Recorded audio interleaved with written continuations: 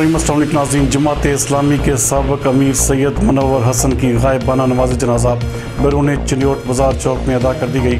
ہمارے نمائندہ خصوصی ابرار حسین کے مطابق نماز جنازہ میں مقامی رہنماؤں انجینئر عظیم رندھاوا، سردار ظفر حسین خان، محبوب الزمان بٹ، ملک مراج الدین اور جماعت اسلامی کے سینکڑوں کارکنوں، شہریوں، تاجروں، طلباء، وکلاء سمیت ہر مکتبہ فکر کے لوگوں نے شرکت کی۔ نماز جنازہ ضلعی نائب امیر شیخ محمد مشتاق نے پڑھائی۔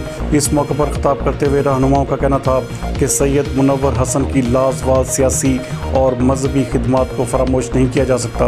انہوں نے اپنی پوری زندگی اقامت دین کی جد و جہد میں گزاری۔ آج ملک و قوم اصول پسند شخصیت سے محروم ہو گئی ہے۔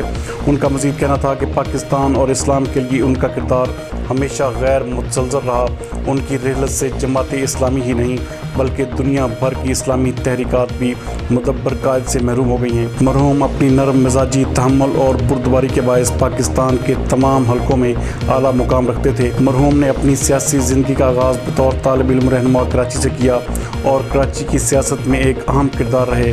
اسلامی جمعیت طلباء کے مرکزی ناظم اعلیٰ بھی رہے۔